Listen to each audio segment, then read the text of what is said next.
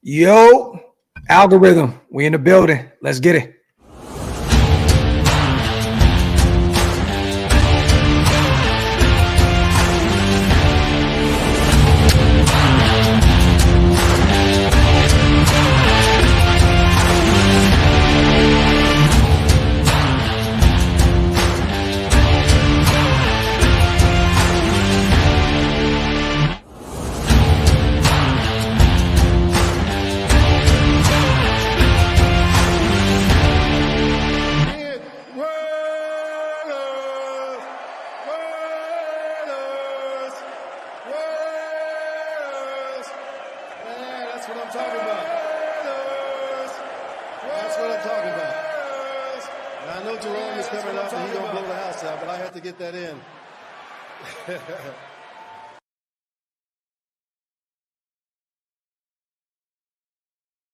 Yo, salute to everybody already here in the building, man. Y'all know what time it is, man. Welcome to the latest installment of the Graphic and Wasted Show. The Wasted and Graphic Show, whichever way you like to slice it. Shout out to everybody from all across the country, man. Where's everybody checking in from, yo? Because I need to know, man. I need to know where is everybody at, man. Because Graphic, I'm going to be honest with you, brother. I've been running into people from the show. I'm like, I can't believe the reach of this show, man. It floors me every time, man. I ran into somebody there. I forgot to tell you, man. It's actually insane how much love we get, man, all over the place. We see Downey in the building, Connecticut, Utah, Arizona, man, San Bernardino. Salute to New Orleans, Denver, man. Salute to everybody. Salute to the greatest chat in the building. Y'all know what time it is, right? Make sure you wipe them feet, pay your bar tabs, hit that subscribe button on both channels. We definitely appreciate you guys. We're on our way to 2 new milestones, you guys. Do me a favor. It's free. Hit the sub button. We're not asking for anything. Just hit that sub. Waste is about to hit that 15K mark here soon. We got to get there ASAP. You know, I'm trying to hit that 25K before the draft. I think it's very reasonable. I think about 300 subscribers, somewhere along that, man. It'd be great to be able to celebrate that achievement out there in Detroit when I finally get the link back up with my brother, you know what I mean, in Detroit in a few weeks, man. Some things to talk about today, you guys. You know, something that we're going to kind of kill that whole narrative off, something that just kind of hit the internet today, hit these Raider streets. We're going to get rid of that. Something else also that came across our desk a few days ago. You guys already seen it. I'm going to be real with you. It's not new news, but we're going to talk about it because everybody's looking at it's the off season. So everybody looks at all this old news as new news. It's not any new news. This was already a well-known fact. But we're going to talk about that also. We're going to talk about draft coming up, man. If you guys are in Detroit, man, make sure to let us know because day one of the draft, we're going to the draft. We're going to be there present. We would love to get with you guys, man, have a drink, kick it with the nation, take some flicks, eat some good food, and rock with the nation. Day 2, day 3, we're probably going to be podcasting from the Airbnb. So if you guys don't catch us those last 2 days of the draft, pull up on us, man. Day 1, Detroit. We're going to be over there. We would love to see you guys. And real quick, man, rest in paradise to Juice.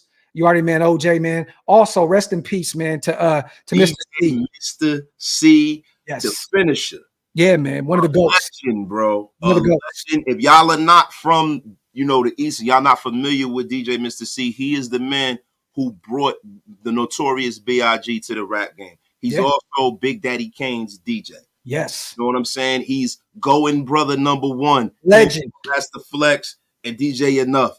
Bruh, if you partied, and you came up in a certain era and you from the East Coast, yo, let me tell you, man, there's no better DJ, man. Him, Kid Capri, they different. Flex. Yeah. And as somebody from the West Coast, I am a hip hop historian. You already know that, Wasted. Like, I love Mr. C. I know all the the shit that everybody looks at him at. I don't care about the personal stuff, the music and what he brought to the New York area, the tri-state area, and just in totality, man, even in California. Salute to Mr. C, man. Rest in paradise, man, to him. But once again, rest in paradise also to OJ Simpson, man. We're not going to go into the political side of all that shit. We're just going to say rest in paradise. We're not here to say anybody was guilty, non-guilty. We don't care about none of that. We just want to say rest in peace, man, and pay our respects to 2 legends that passed today, man. But how you feeling today, man? Yo, man, I feel good. I got my coffee, bro. I had to go stop and go grab it because, wifey's not here. Yeah. Nobody makes a better cup of coffee than wifey. But she's not here right now, so I had to go settle for this trash. There you I was supposed to actually be at the A's and Rangers game right now. It's the bottom of the ninth. We're up 1-0 right now. But I know they're going to somehow, some way butcher this. I'm actually happy I saved my money. But I was going to say I was supposed to be at the game today in Arlington, but I decided on staying home. I wanted to do a show with my brother. If you guys get a chance to also, tomorrow I will be live, I believe 4 Eastern to 6 o'clock Eastern on Mitch's channel, you guys. If you guys can, go over to Chat Sports, the Raiders Report. I'll be over there live with our brother Mitch and our brother Chugs. We're going to have some fun tomorrow, you guys. If you guys get a chance to pull up on us, we're going to have a ball tomorrow, have some drinks, shoot the shit, have some off-season fun, man. Once again, you guys, real quick before we get into it, wipe them feet, y'all, pay them bar tabs. Let's get into our first thing. I don't know if you just seen this. It just dropped right now. A report came out, Wasted, right? And I'm gonna keep it a bean, man. People around this time, a lot of people lie for clicks. So I don't know how this guy would even actually have this kind of intel, but it dropped on Bleacher Report. Raiders rumors: Vegas not expected to draft a quarterback at number 13. Amid Michael Penix Jr. buzz. So Jordan Reed of ESPN reported the Raiders are shifting their focus away from quarterback and will instead try to fill one of their biggest needs elsewhere on the roster. That is the cornerback position or offensive line. They mentioned Fashanu from Penn State. They also mentioned J.C. Latham, right tackle out of Alabama. And then they mentioned our 2 guys, Quinyon Mitchell out of Toledo, and Terrion Arnold out of Alabama. They're saying that Antonio Pierce has publicly said that the team's focus is on 3 positions: the offensive line, corners, and quarterback. What do you take from this, amid all this crazy buzz and shit that we're, that Mark Davis has gave Tom Telesco his blessing to move up to the top 3 to get Jaden Daniels? How do you feel about these latest rumors that just hit right now? I mean, one, as far as Mark Davis giving his supposed blessing, dude, he gave him his blessing when he hired him. Yeah. Like, how was that news? Do you guys know who Mark Davis is? Mark Davis is the kind of owner and the kind of boss that everybody loves. Hands off. He empowers you to do your job, and if you don't do your job, he holds you accountable. That's what I like about Mark. He will hold you accountable. He's no cupcake, but he's hiring you because he doesn't know how to do it. Yeah. Mark Davis doesn't come in meddling and saying you better do this and that. But he's given the other GM the latitude to go out and get Devante Adams and trade away our first round pick. Yep. So conversely, he doesn't need to give them the blessing. No. He doesn't need to because he doesn't meddle like that. So I think that's I just think this is lying season. It's lying season from the organizations, and it's lying season from the media. Because guess what? You really don't know unless you're right there in the office with these guys. You got guys in the building with the Raiders every day who don't know what the fuck is really going on. No. There's not a lot of leaks right now. I'm going to keep it a buck, bro. Most of the people that I even know that are actually in the building or outside that know people around, no one knows anything at this point. That's why, man, it's always fun to come on these shows and kind of like, negate all the bullshit that's going on right now, because realistically, you guys, nobody knows where we're going to go. It's easy to put out an article that says we're going to go right tackle, we're going to go corner, because they're 2 positions of need. They're going to get away from the quarterback position. I think that's what we should say going into the draft. I don't think we want to show our cards and let the NFL know that if we are trying to go up and get a quarterback, we don't want anybody to know what we're doing and what our plan is. You know what I mean? I think that they understand a quarterback right now is definitely a need. And if someone's available at 13, or if one of those top 3 guys drop, we're going to go up and go get them. It's just a matter of what it's going to cost in order to do so. But I'm going to ask you, man, because we talked about this a million times already. If we do lean towards the right tackle or corner position, what position are you valuing over the quarterback position, right tackle or corner? Real quick, salute to Chris on donating to both our channels. We appreciate you, brother. Yeah, shout out to him, man. I mean, to be real with you, at this point, we're a defensive-led football team, right? But if I'm being honest, the thing we definitely need to do is get a star tackle. Yes. Yes. What that'll do is that'll essentially make us the kind of team that we want to be. We want to be the kind of team that even if you don't have a great quarterback, we're still competitive and lucid and viable, like the 49ers. And I hate to bring the 49ers up because I can't stand them. It's facts, though. Their roster is phenomenal. Yeah. They got a guy like Brock Purdy was Mr. Irrelevant. They got this man playing at an MVP level. And I'm telling you right now, I'm not trying to take anything away from Brock Purdy, but take Brock Purdy and put him on probably 28 other teams in the National Football League, and he probably, it would be an abject failure and cut. Yes. So that's the kind of team I want to be. I want to be physical. I want to be able to impose my will on whomever. And I think effectively we would have addressed both trenches, and then you build the team out. Because you can get value at corner later on in the draft. Yeah, and there's a shit ton that we've always talked about. We talked about a bunch of guys. You guys, the Kyrie Jacksons of the world, the Cam Harts. There's a young pup that we like a lot out of Georgia that you can probably target in the second round. I'm gonna be real. I think that we're gonna lean towards right tackle. I truly do. I think that Tom Telesco knows you have to build the trenches up, and he's done it before. He's got Zion out of Boston College with the Chargers. He went and got Rashawn Slater. You know what I'm saying? He knows how to draft in the trenches on the offensive side of the football, and I think that's the way we go. It will be difficult, though, to pass up on one of those top quarterbacks if they do drop. You know what I'm saying? But who's to say, man, that Penix isn't gone in the top 10? Then it makes it even easier for us to look at 13 and say, let's just go right tackle. It's a very realistic thing where he said that Michael Penix is gone in the top 10. Yeah. And then you look at potentially the Bo Nixes of the world that we like. We like, but I wouldn't target him in the first round. You know what I'm saying? But if he's available in the second round and you go get him, I'm not against that, because I think, the way Getsy wants to run this offense, I think that Bo Nix would be a good quarterback in that system. Get rid of the football real quick, lean on the run game heavy. I think that Bo Nix would actually be good in our system. I'm not a huge Bo Nix guy. You know that. Yeah, me neither. But I do believe that what he did at Oregon is something that you have to look at it and salute him. And I think that if you put him in the proper system, I think that's why he was salivating at the chance of potentially playing for the Denver Broncos and Sean Payton, because he knows what that scheme is kind of tailored to his game. Mm-hmm. Yeah, I mean, look. A lot of offensive coordinators like system quarterbacks. Yeah.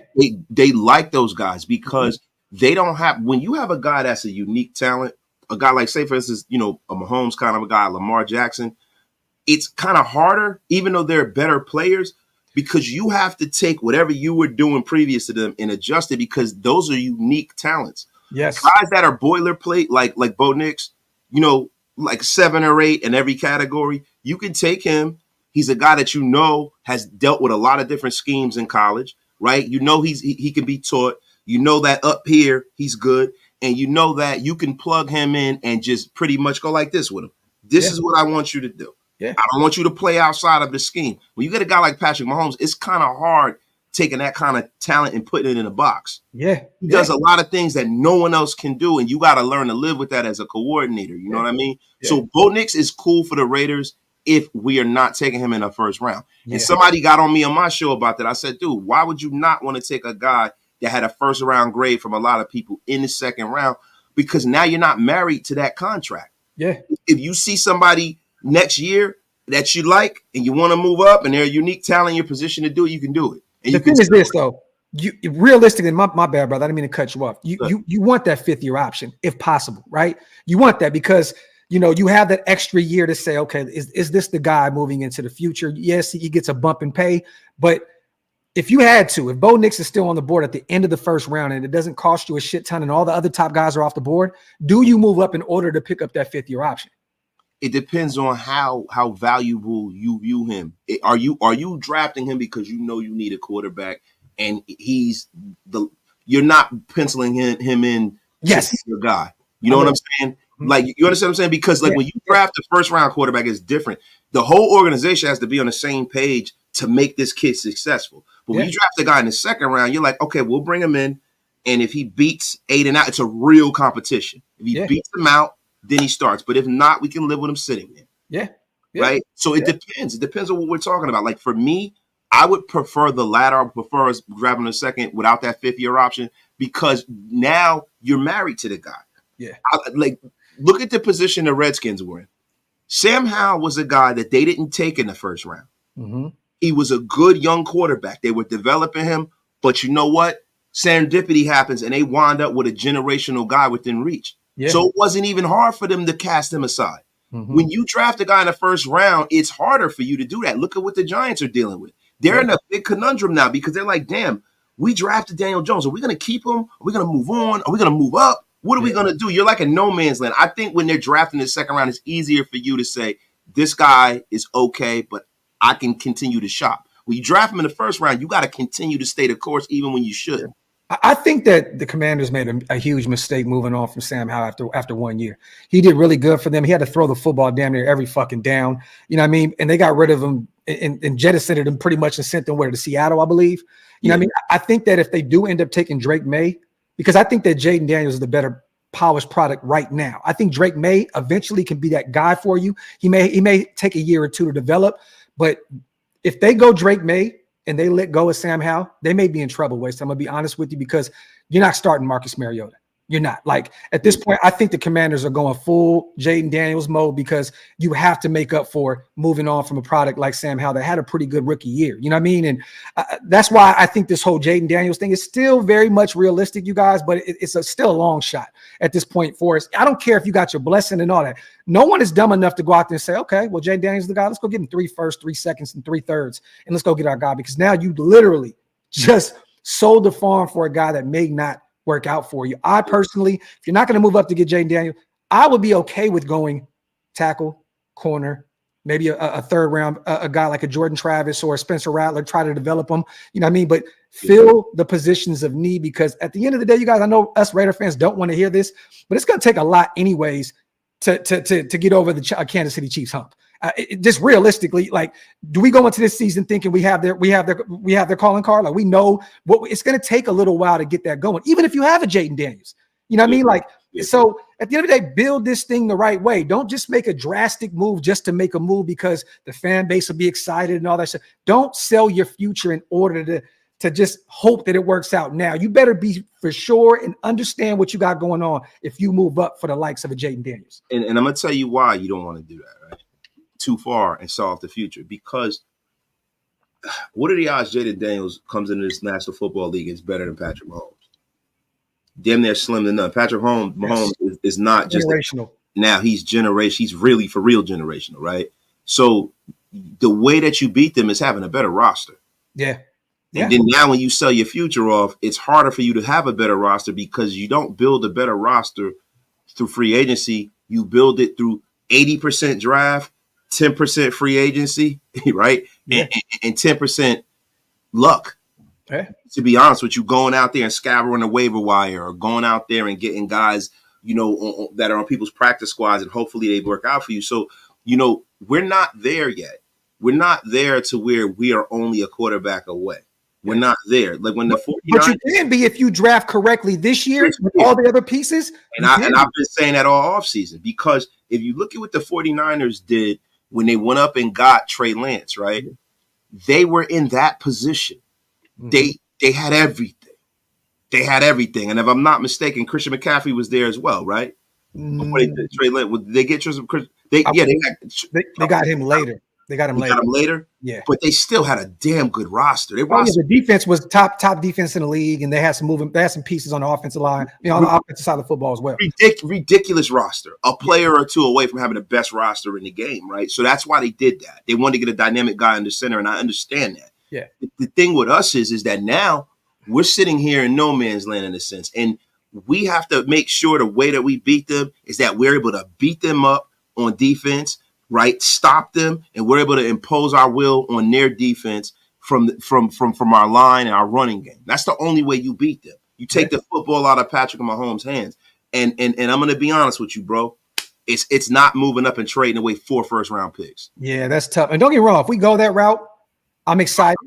Because we fans, right? Yeah, we fans. Excited. But if you're asking Graf and Wasted, if we're the GMs, if we're the ones signing that check, we ain't doing that. Yeah, it's tough, man. Salute to 10 Commandments on the $5 donation as well. Salute to Eris. We're going to talk about this also. Thoughts on what Tom Brady said? I have no thoughts. At the end of the day, man, Tom Brady knows what he's doing. You know, it's the offseason. He's having some fun. I don't even think realistically that he would want to come back to the game at all. I don't know if you've seen the interview, but he pretty much said he stays in shape. He's ready to go. If the Patriots, Raiders, or Niners came calling, I think he's having some offseason fun, you guys. It is not a realistic option. I think in the next few months, Tom Brady will have some ownership stake, and it's over with at that point. So, and Tom even said in the interview himself, Eris, that he doesn't know if he could even play quarterback if he had any type of ownership within the Raiders. It's not going to happen. To be real with you guys, last year, it'd have been cool if we brought Tom Brady in, right? It would have been okay. This year, we're understanding how the NFL moves. You got to get you a young guy, young signal caller. You don't want to bring in a guy like Tom Brady that's just going off of previous accolades. Yes, he's probably the greatest quarterback of all time, but he's not that guy anymore. You know what I mean? So I think he was having some fun. I think, he's just playing into the offseason. He knows what he's doing. He wants to keep his name in the headlines. It makes sense, but Tom Brady's not a realistic option, you guys. He will not be the Raiders quarterback at all. I would be actually fucking completely shocked if somehow, some way he came back. But I mean, it doesn't make any sense. There's no real connection with Luke Getsy. If anything, the Josh McDaniels, if he didn't come back with Josh McDaniels, the guy he won Super Bowls with, why the hell would he come back with an unknown like Luke Getsy calling the shots on the offensive side of the football? You know how much muscle mass Tom Brady's lost? Bro, yes. You see Tom Brady. Tom Brady looks like a scratch golfer now. That guy is 40. He's going on 47 years old. He looks like a shaved elbow. Yeah. He's Doug. Like when you get in your 40s and you stop doing something, that's it. You're done. Yeah. Like when you stop playing basketball, like with me, right? Yeah. I stopped. I used to play ball all the time. I used to hoop all the time. Every weekend when I stopped, and I'm not super old, but me and Tom Brady. We were around the same age, right? Yeah. If I try to play basketball the way I used to, even 4 or 5 years ago, I can't. I can't jump the way I used to. I can't move the way I used to because I stopped. Yeah. That's the key to it. Never stop. But when you stop, you're done. Tom Brady ain't playing no more, bro. It don't make no sense, man. Yeah, it's over, y'all. It's over, y'all. Like Josh said, it's called Smoke Screens Factory. Hey, real quick, salute to my guy, East Coast Gridiron in the building also. We will be live Sunday, you guys, breaking down mid to late round hidden gems with our guy East Coast Gridiron. So stay tuned for that. Sunday we will be doing that show. Salute to my guy for always popping in, and salute to you also, man, for supporting OakLosVegas and also grabbing some of the OLV Raiders hot sauce, man. I appreciate you, brother. Salute to True Raider Podcast. If we get JD5 and he as good as we hope he is, we will not miss them picks. This is facts, but it's still a crapshoot at this point, True Raider, right?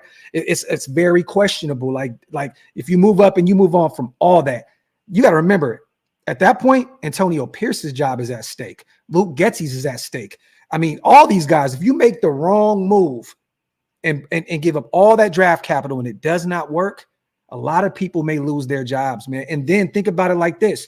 You got players in their prime, like Max Crosby, Devante Adams, that if it doesn't work out, they may be like, look, I'm ready to go somewhere and win now. You know what I mean? I'm not out here putting my body on the line week in and week out to continue to lose. So it's a risk. And I know Devante has been screaming from the mountaintops, Jaden Daniels will be the guy. But at the end of the day, it's always good to say he's the guy until he's not, right? Is it right? It's like, come on, bro. Like, first of all, even if they want to, if Washington thinks that Jaden Daniels is going to be the guy to get them into the future, and Washington thinks he's a guy that can be a top 5 player, because when you're taking somebody at 2, that's where you're projecting them to. When you take somebody at 18, 20, you're hoping they can be your starter, and you're thinking they could be your starter. When you take somebody at the top of the draft, that means they are the franchise day effing one. And if they're in on him, bro, there's nothing you can give them to not take this kid. No. I'm telling you now, man. So come on, you got a new regime, new ownership over there, new people in the front office. They're trying to put their stamp on things, bro. Yeah. And Cap, I'm gonna be real with you, bro. Great teams know how to move assets at the right time, right? To be real with you, Devante may not be here in 2 years. I'm gonna keep it a buck. Like if he's still playing at a high level and we're not winning ball games, you move him for some assets. That's what teams do year in and year out. They move on from superstar guys. I mean, I've seen something the other day where it pretty much stated like most successful teams, they'll move on from like a Devante Adams, then draft his replacement on a rookie deal, and then they move pieces around in order to have money to, have the quarterback, have all, like at some point, man, great teams move on from them picks. And Devante, yes, he was born a Raider. And yes, he's been here for a few years. He's not Tim Brown, a guy that was here pretty much his whole career. Like, this is a guy, like, there's not a lot of, we love him personally because he grew up a Raider fan, but we've only had him for what, 2 years? And bro, this ain't the 1980s and 90s either. Yeah.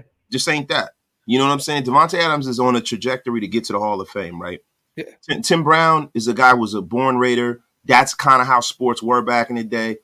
It's different. You know what I mean? Like, my thing with Devante Adams, I love Devante Adams, man. But at the end of the day, it's about the team as a whole. And if it doesn't fit into the construct of what we have, he's on a different timeline than Max Crosby and Jack Jones and Nate Hobbs and all these young dudes. Yeah. He's in a way different timeline. So I can see him not being here in 2 years. And if he's not, he's not. But I'm going to be 100% real with you. If you guys think that Jaden Daniels, without having a strong draft class behind him that year and the year after and the year after, is just going to be the only thing that we need, that's not how it works.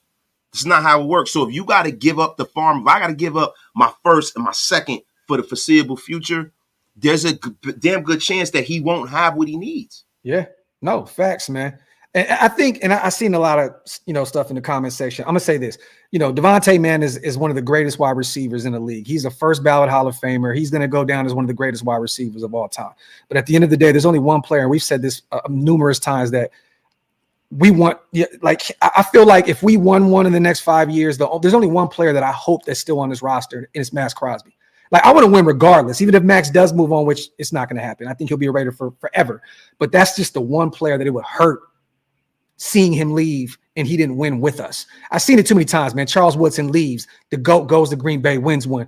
Tim Brown never got an opportunity to get one with us. At the end of the day, you want to see Max be that guy that can win one with us. But I think Devante, man, in the next year or so, you may have to start thinking, if we can pick up some assets, especially, you guys, if we move a bunch of draft picks to go up to get Jaden Daniels and it fails, you have an asset in Devante Adams where you can move on and potentially pick up some extra draft capital to kind of try and, free up, take a little bit less of that pressure off of moving on from that much draft capital to get Jaden Daniels. But you know that the funny thing, Graf, and you pay attention to nothing that people say and everything that they do.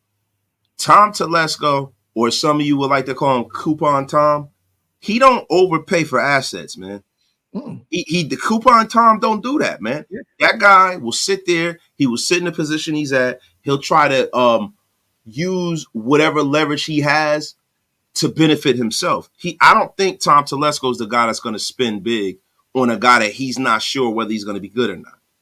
And great general managers usually don't. I mean, you watch how New England made, waves and won all those championships. They didn't go out and spend a shit ton of money on everybody. If anything, people were taking pay cuts to keep that team together in order to win Super Bowls. The Chiefs, they're paying a massive amount of money to Patrick Mahomes. They let Tyreek Hill, probably the best wide receiver in the league, walk, and they won a championship. Like, you have to know when to spend and when not to spend. I think Christian Wilkins was the right move, but I love what he did after that was, okay, let's kick back a little bit. We made our splash move. Let's not be reckless and irresponsible with the money we have left. Let's hold on to some of it because some other players will be available post-June 1st with some of those cuts, and then we can make some more headway and bring in some guys. You know what I'm saying? But at the end of the day, man, great general managers don't go out there and just throw money all over the place and get rid of draft capital. Yeah, there's a few teams that's done it. The Rams have done it in the past, move on from draft capital, and they won one. To be real with you, they didn't end up getting that one wasted. A lot of those guys, I think Sean McVay would be gone. He'd be gone. They're the only team I've ever seen that hadn't won in a long time that went all in like that and actually won one. Yeah. The only other time I remember someone doing that and it worked, but this was an organization who wins all the time, is the 49ers, the year they won with Steve Young. Yeah. When they went and got Gary Plummer and all of them. The Chargers that year in the Super Bowl. Yeah, when they went and got Dion and everything like that. They're the only team I ever remember going all in like this and winning. They had all of those guys, right? Yeah. Ken Norton Jr. and they won all. They had a fucking that was just a that was ridiculous. It was an all-star team. Ricky Running Waters, Merton Hanks, and all those boys. They had a squad. They had a squad. But you know the funny thing about the Loch Neck Monster. Oh my God! What's next? No, but Joe, the thing about Christian Wilkins, to me, where I don't view it from the prism of them swinging big, is that Christian Wilkins is the kind of guy that's never available. Guys like that get franchised, and then when you actually get them in free agency, they're just about to make their ascension down. Yeah, you get a chance to go get a superstar player, top 3-4 guy at his position in his early 20s, you do it. Yeah. And that's why Tom Telesco spent the kind of money. Some people say it's a bad contract. They're stupid. It's a great contract. But also, guess what else that move did? It made your best player on your roster even better. It made Max Crosby that much better. So it's a collaborative move, right? It helped out everything, right? Yeah. Now, the difference between what we're saying as far as like not hamstrunging your organization is the fact that, man, listen, the Raiders at this point have not really been able to stockpile talent at positions because of the fact that we've had 5, 6, 7 years, 10 years of bad drafts.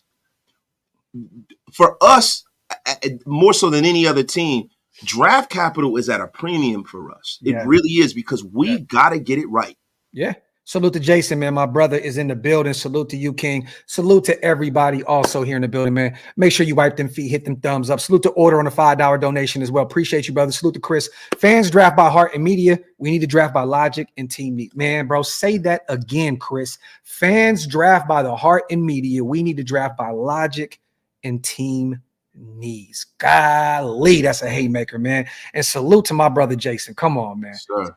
20 new OLV Raiders Network membership. Salute to my motherfucking dog, bro. I appreciate you, brother. Salute to the 1,000+ people in the building.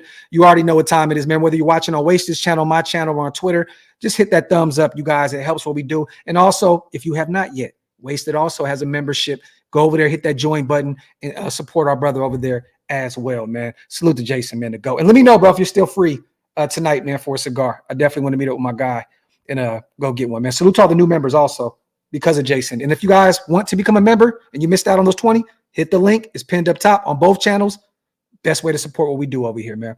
Get some questions in, you guys. Let's talk about it. The Tom Brady shit was going to be quick, fast, and in a hurry. We got that out of there, man. There is nothing. Listen, the Tom Brady thing is, do you even want a 47-year-old quarterback? No, not at all. Not at all. That has done everything, has nothing to prove. You know, a 47-year-old quarterback most likely won't play a whole year. It is funny. Like when you look at what the Jets have going on with Aaron Rodgers, who's a lot younger than Tom Brady, you know, it's going to be a wing and a prayer for him to get through the whole season, brother. He said, I got 24 U2 in Detroit, and I'm down, bro. And salute to Cap. 5. Raider Nation Unlimited, man. Wasted Talent membership. Salute to my guys. And if you guys, once again, like Jason said, if you guys are in the Detroit area, make sure you hit your brothers, man. We would love to hang out with you guys and kick it out there in the D, man. Real talk. Let me see. Yeah, I mean, look, Martin, the thing is this, bro.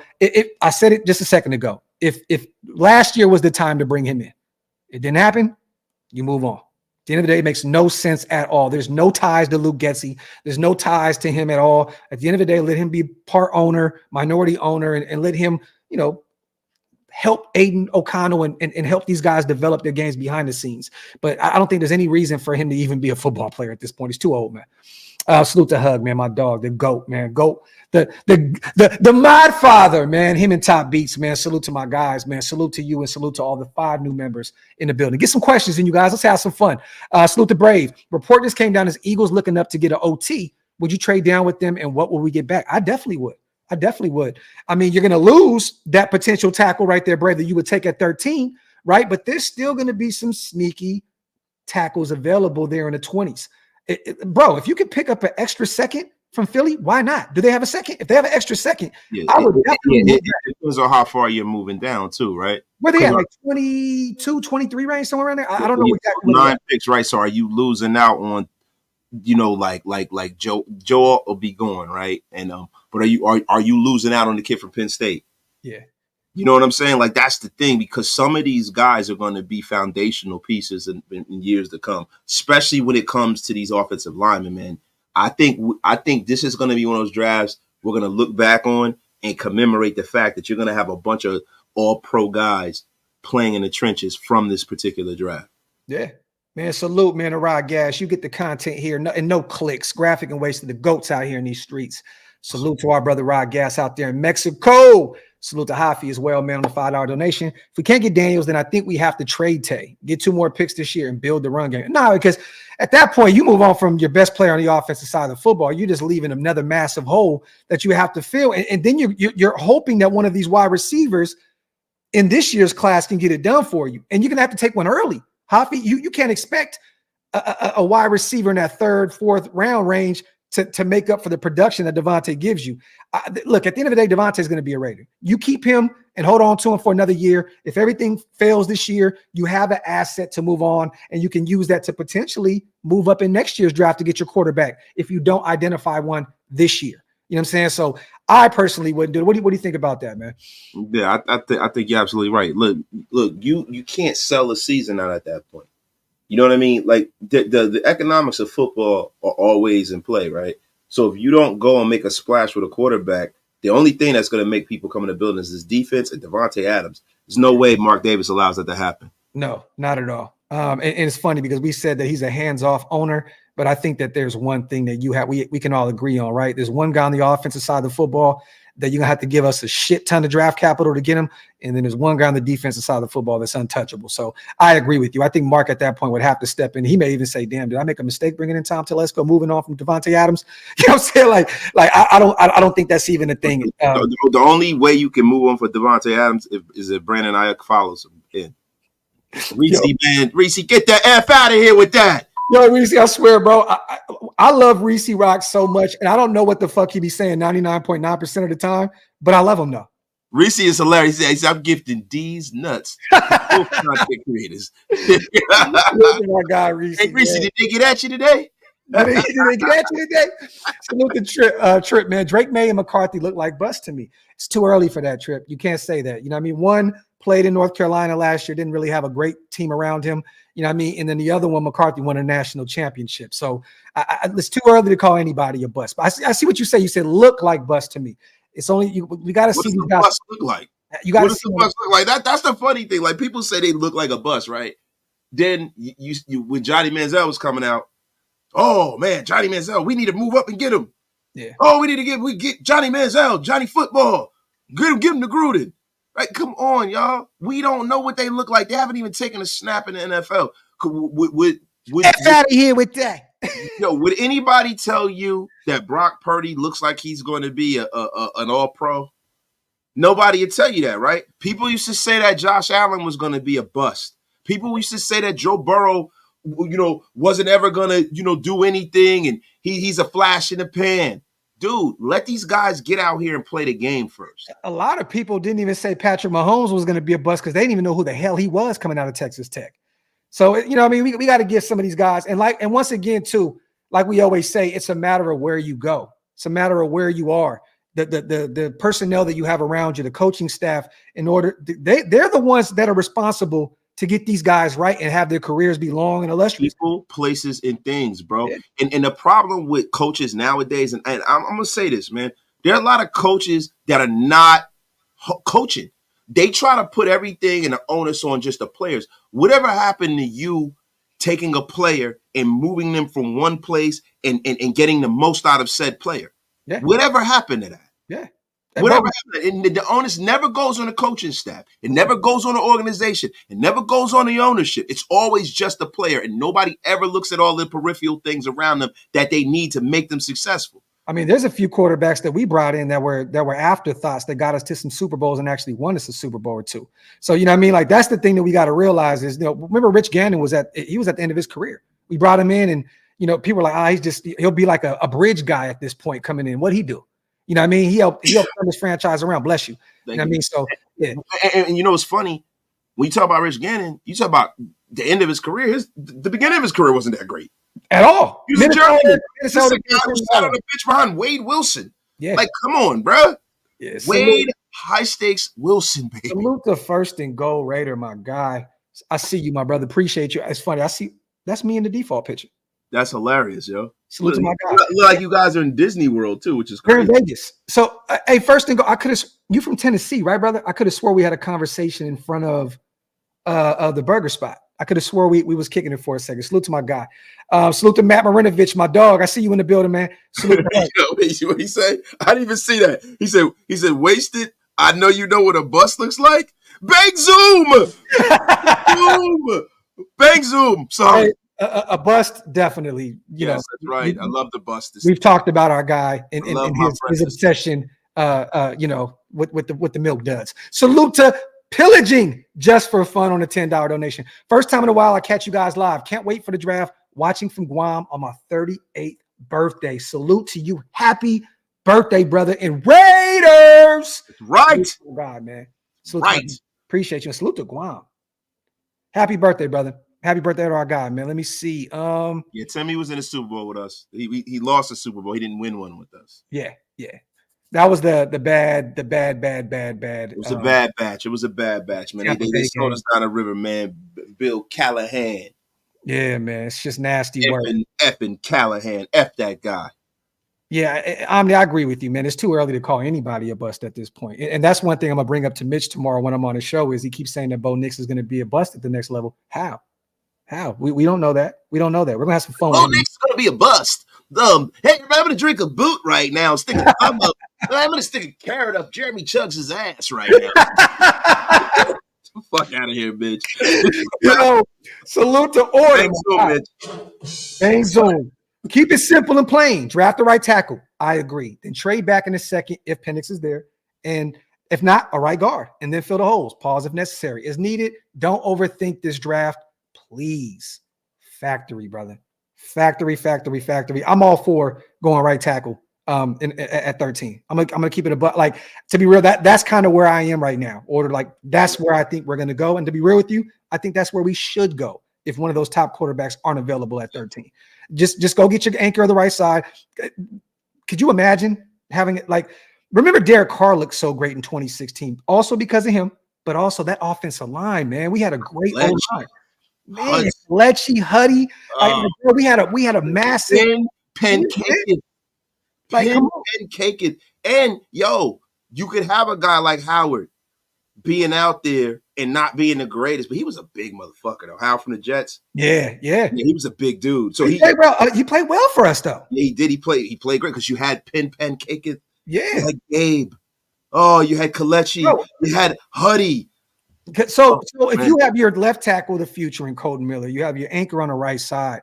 It's only a matter of time that thing's going to come together and we can get that offense flowing, man. You know what I mean? So I'm cool with going tackle. And that's one right there, Guru. That's the big question, right? If Penix is available at 13, do you take a Fuaga or one of those top J.C. Latham's over a Michael Penix Jr.? It's only if, these guys know more than us. They know intel. They're going to be calling every team in front of them trying to see what the hell is going on. So if they feel that Michael Penix is still going to be available at the end of the first and they think he can be the guy, then maybe we do trade back up to go get him. I don't know, but I love Michael Penix. And everybody knows that Wasted is a huge fan of Michael Penix Jr. also. I would love him at 13 if that's where we go. But I think that we get a right tackle. I truly think. And I think that we try and go get one of those. If Penix is available in the second round, I mean, that's a no-brainer at that point. Yeah. You know what I mean? But I think you have to move up to get him in a second. Yeah. But more realistically, man, I think we're going to be looking at the Spencer Rattlers of the world, potentially a Bo Nix if he's available in the second round. Spencer Rattler, the Red Rocket. Hey, man, you never know, man. You never know. A guy named Rattler in the middle of the desert. I'm trying to tell you, man. The Snake 2.0. Snake 2.0. Hey, why not, man? Devin, in a perfect world, bro, that would be great. Ended up with Fuaga or Penix. And I like Guyton, too. I like Tyler Guyton as well. That's another guy, Castro, that we could potentially look at. He may, to be real with you, he may be available at the beginning of the second round because there's so much. So much talent at the tackle position. He may fall to the second round. So how would you feel if we took Penix at 13 and then got Tyler Guyton in the second round? It's still a win-win. And listen, Sanjit seems to like Guyton. Yeah. Sanjit loves him. Sanjit loves every offensive lineman. Let me tell you, this might be the best right tackle in the draft. Yo, we stop fucking imitating everybody. Oh, brother, man, Sanjit. And he will be on the show this week at some point too, you guys. We had a little scheduling conflict. He got a lot going on. But he will be on the show here very, very soon. I promise you.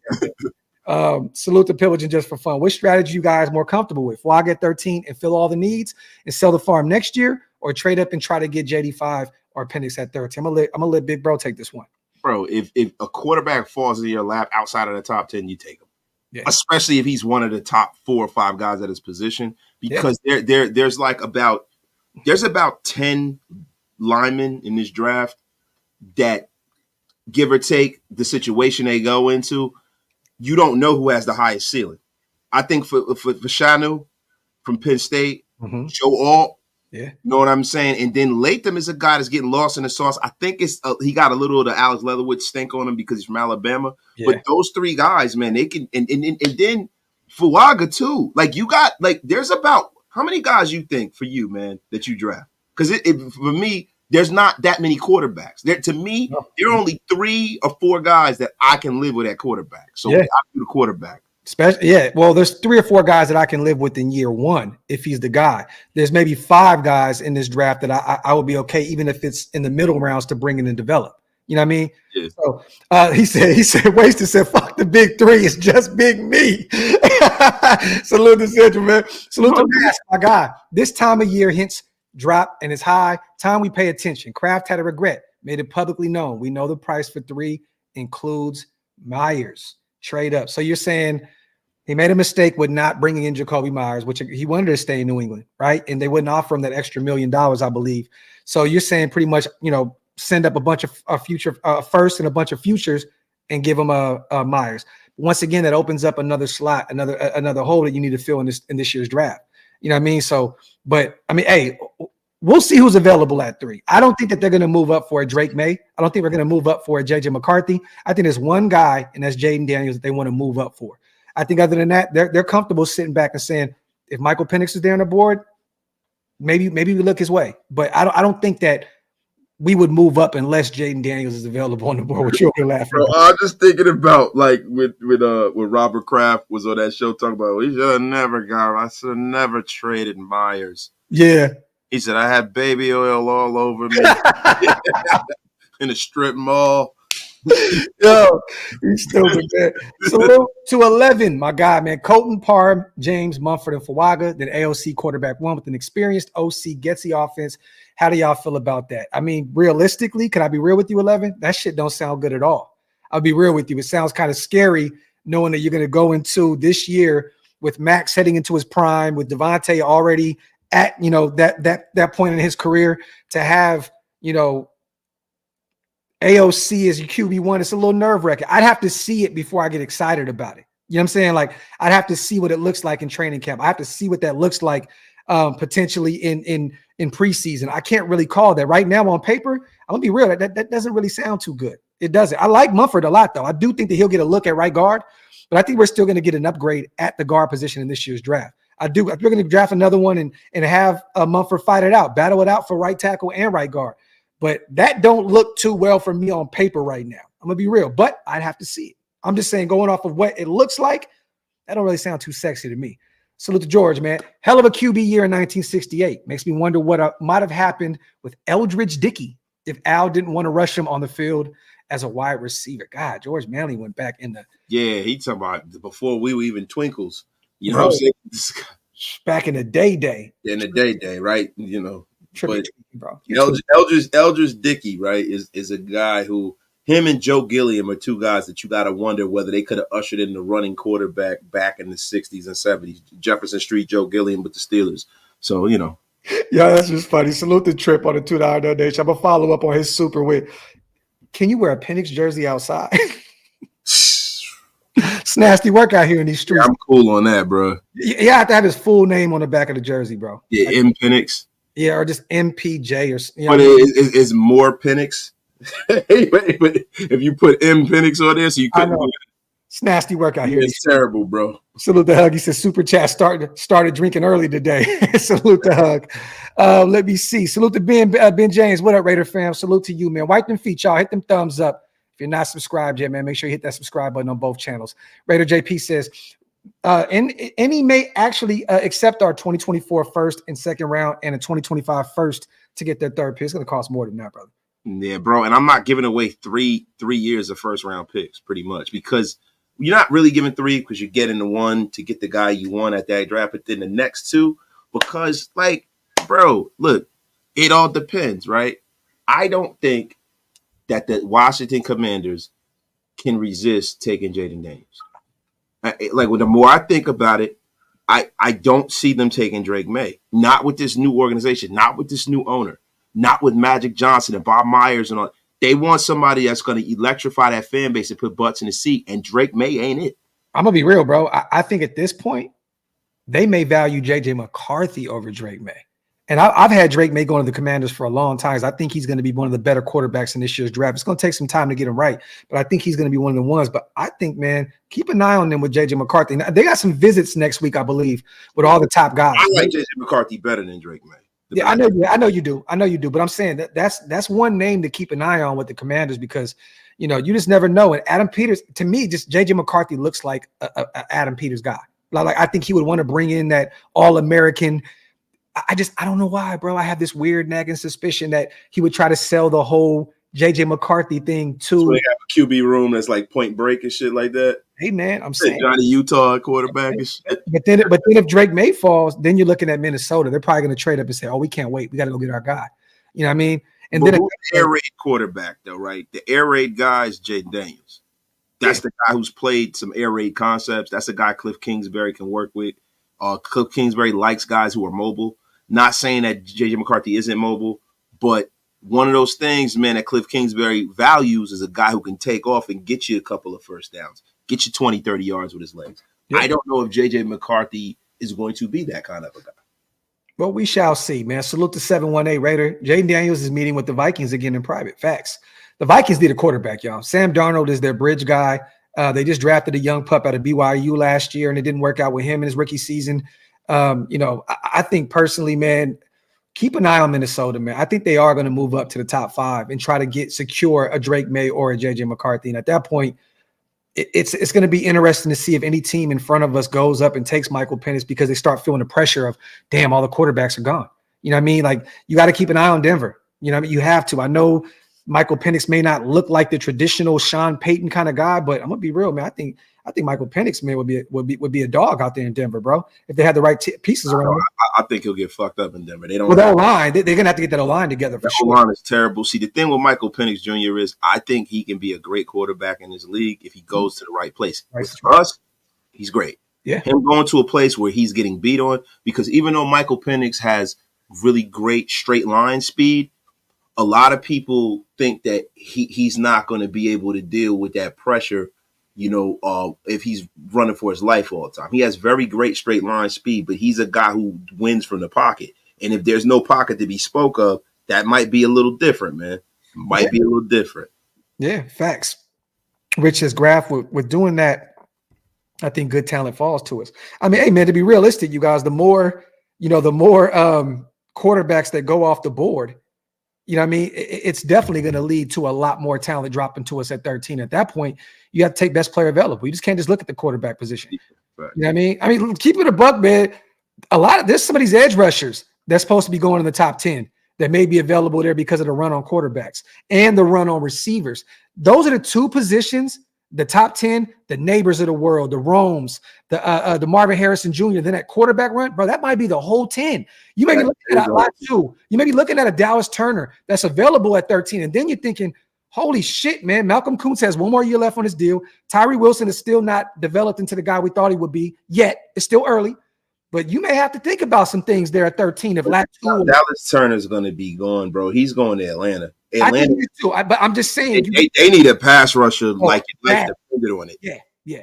No, they do. But I'm just saying they may value somebody else over Dallas Turner. They may look at Latu, or they may look at one of those other guys, or Jared Verse out of Florida State. Like, that's the guy we want.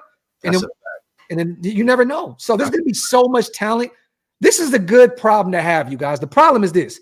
We don't know if we have our quarterback, right? We don't know what the fuck Aiden O'Connell is. We don't know what Gardner, if we brought him in to be the guy this year to be the bridge. We don't know. But I'll tell you this.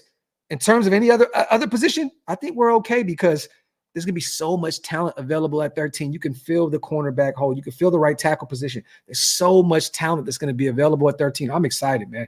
So you know who else can fill the cornerback hole? Penix. Oh, bang zoom. Bang zoom. Me personally, Josh, I think that Quinyon Mitchell is the best corner in this class out of Toledo. But I think that our guys would actually take Terry and Arnold over Quinyon Mitchell. I think that they like the guy. I think that, they've already met with him at the pro day. They was having a conversation with him. That little snippet went viral, them talking on the sidelines. I have a weird feeling that they like Terry and Arnold. But me personally, my favorite corner in this class is Quinyon Mitchell. I mean, you know what, Grab? It's crazy because it's not missed on me that a guy like a Mike Penix Jr. could actually fall to the Raiders.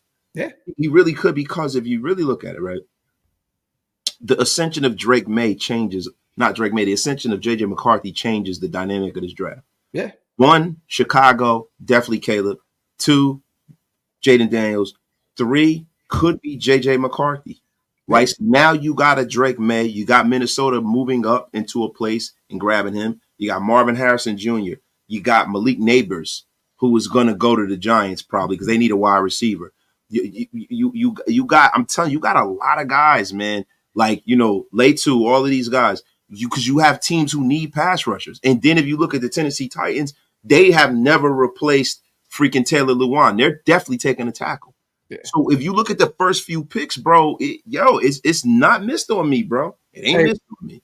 Real quick, my phone's going crazy on OakLosVegas. Salute to DeMarcus, salute to John, and salute to Jeremy and Jeff, all my guys that went over there buying merch on OakLosVegas.com. I want to tell you guys I appreciate you so much for the support. You guys are definitely the best, man. All your stuff is on the way. I just hit the send button. You guys are good to go. Thank you so much. Do you think New England will trade the third pick for our first and second this year in the original copy of the unreleased Wu-Tang album and a loaded EBT card? So like a damn solid trade. You got to throw in a chopped cheese and a grape CNC. Hey, man, and we may be good to go. I don't think that they take that personally, but, I definitely would. If I can get my hands on the unreleased Wu-Tang album, man, and look, I don't think y'all understand. I grew up on EBT, man. There's nothing like a loaded EBT card. And if you get GA on it. See, there's two things. See, when you come up in the trenches, there's two sides of that EBT card. There's the food and there's the GA. If you get the assistance with the cash on it too, it's a win-win, pillaging. Salute to my guy. Go buy you some cereal in the bag. Yeah, fact.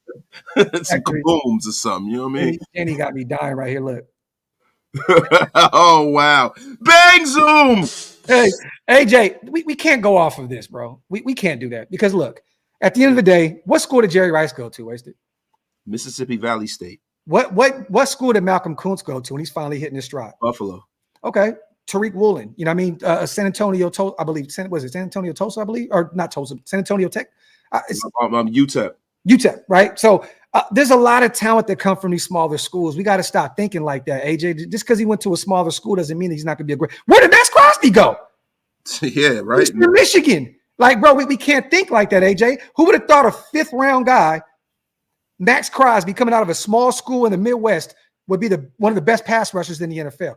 We got to stop thinking like that, bro. Small schools have a lot of talent. I understand you're thinking, well, they didn't play against a lot of talent, man. We got to stop thinking like that. That kid stood out at Toledo. He was a phenomenal talent there, and I think he's going to be a great talent at the next level. Come on, let's just really look at some of the guys that are in this league right now, or guys that are in the Hall of Fame, like T.O. Yeah, there you go. Chattanooga. Come on, dog. Nah. Yeah, man. Salute to Ira, man. One of the GOATs also, man. Just gifted 5 OLV Raiders Network memberships. Salute to our guy, Ira Jackson. A great and powerful Ira Jackson. Raining down on us all. Shout out to him, bro. Salute to my guy, man. Let me see. Where did Nick Morrow go? Greenville in Illinois. My cousin was on the same team as him. Well, I don't want to go Nick Morrow because, he ain't been that one. We're not talking about we're talking about superstars, bro. Khalil Mack, too. I mean, we're talking about Buffalo, right? I mean, shit. I mean, Khalil Mack, one of the best pass rushers. He'll be a Hall of Famer at some point. So we got to just stop thinking that small schools don't bring great talent. You know what I mean? Like, year in and year out, guys from small schools get drafted, end up being phenomenal talents.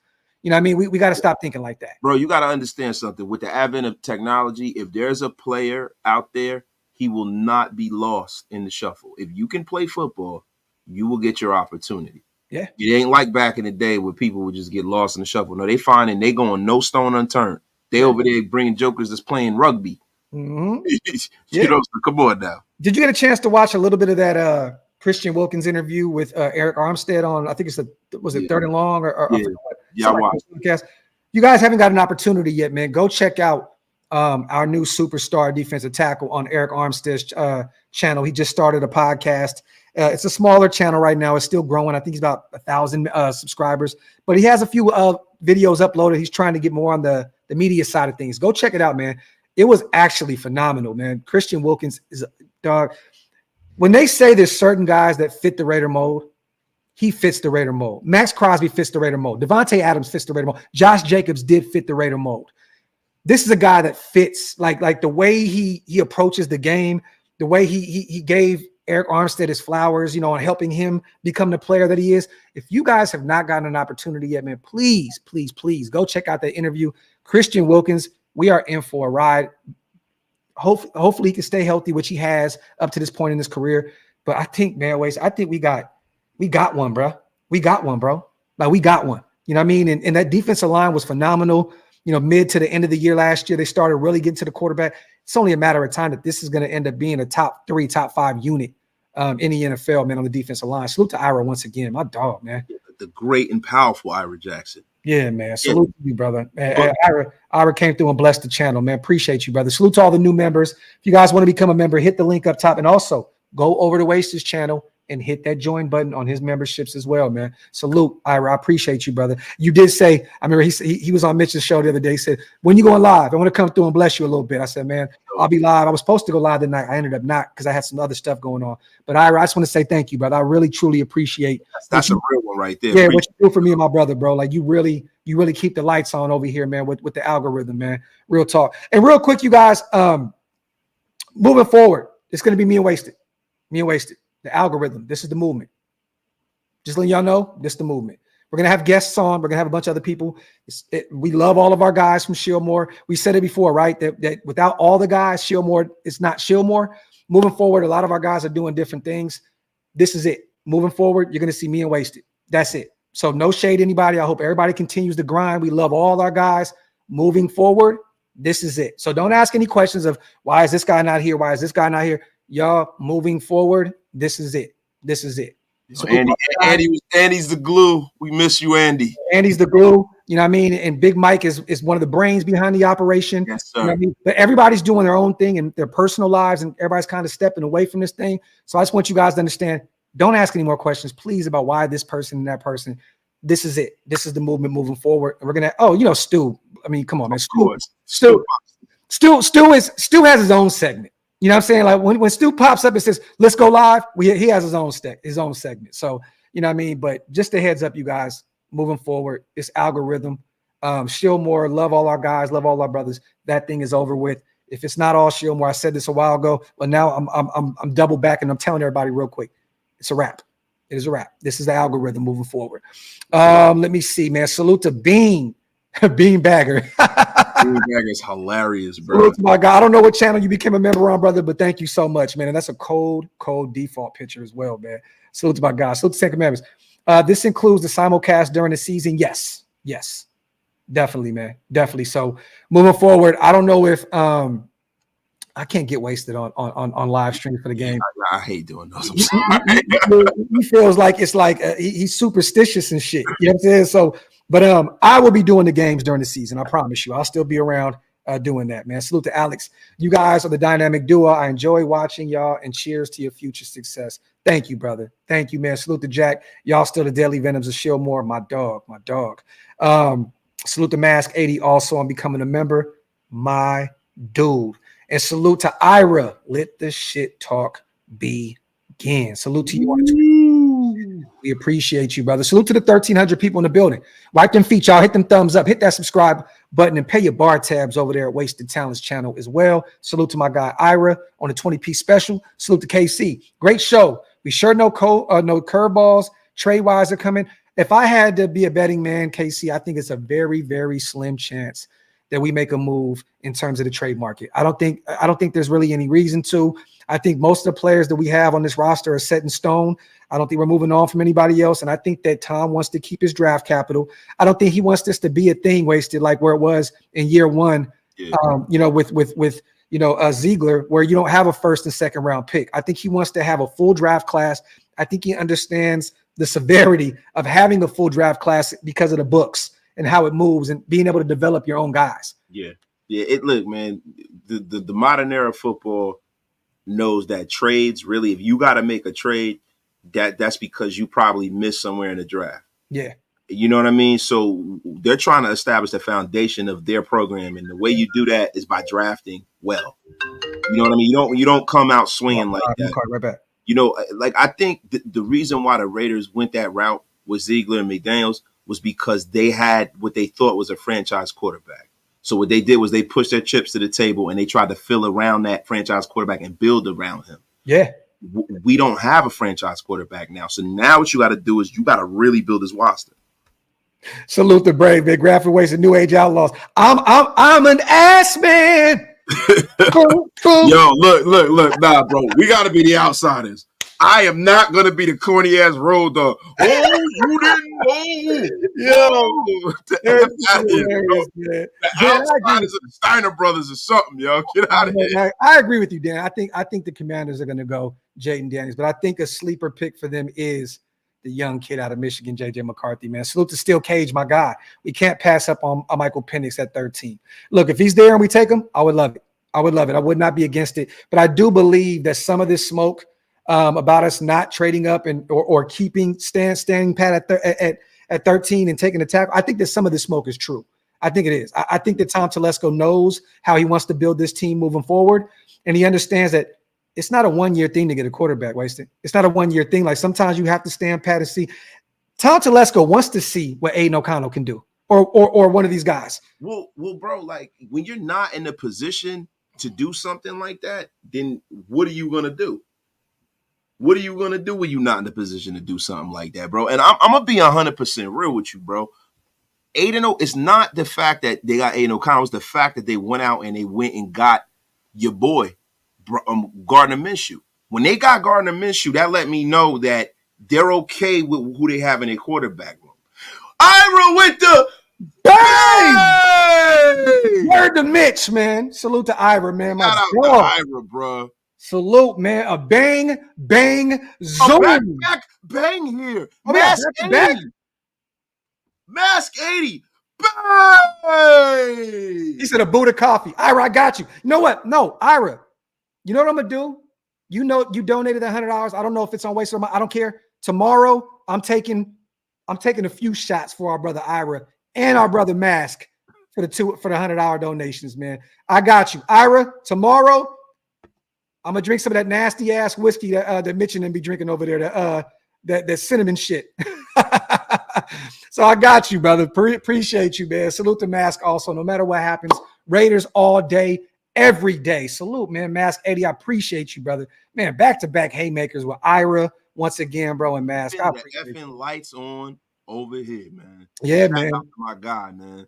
Definitely appreciate it, man. Salute to Alex. I hope y'all are together a long time, like Eddie and Martin's characters on the movie Life, The Upper Room. Yo, we definitely. I can honestly say, y'all, that me and Wasted are going to end up being those guys. Like real talk. Like I can honestly say that. Like we're going to be at Yankee Stadium one day when the A's are there, and we're going to be sitting there old as shit, like just talking mad shit.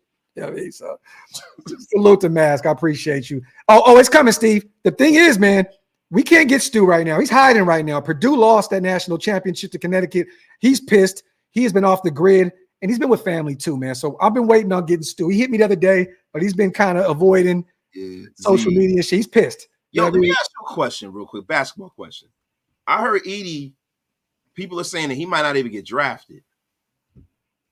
Wait, who? The center from Purdue. What do you think about that? He'll get drafted. I think he, but Joe, you think he'll be a first round pick or second There's round? not a shit ton of talent in terms of big men in this year's draft. He'll go in the first round. He'll be a first round. The thing about him that I noticed is he can't defend. You got fives now. I think he could fall because you got fives now. You got a guy like Wembanyama.